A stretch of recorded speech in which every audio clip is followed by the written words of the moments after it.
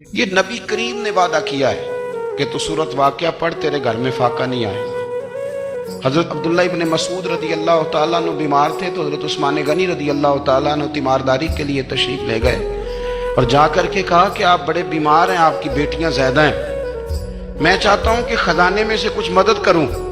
تو سیدنا عبداللہ ابن مسعود رضی اللہ تعالیٰ عنہ اٹھ کے بیٹھ گئے اور کہنے لگے امیر المومنین، اللہ آپ کو میری طرف سے، میری بیٹیوں کی طرف سے بہتر صلہ دے، میری بیٹیوں کو کسی خزانے کی ضرورت نہیں، میں نے انہیں خزانہ دے دیا ہے۔ کہا جناب آپ نے کون سا خزانہ دیا ہے، میں آپ کے مالی معاملات کو جانتا ہوں۔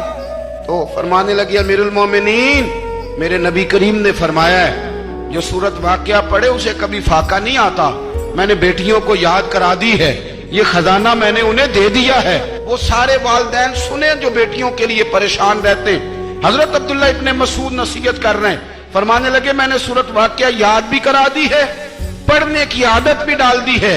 حضور نے فرمایا ہے جو سورت واقعہ پڑھے اسے فاقہ نہیں آتا۔ کہنے لگے چاند تو اپنی جگہ چھوڑ سکتا ہے، سورج گر سکتا ہے، تارے ٹوٹ سکتے ہیں، پر مدینے والے رسول کی بات غلط نہیں ہو سکتی۔ حضور نے فرمایا فاقہ نہیں آئے گا تو انشاءاللہ کبھی بھی نہیں آئے گا۔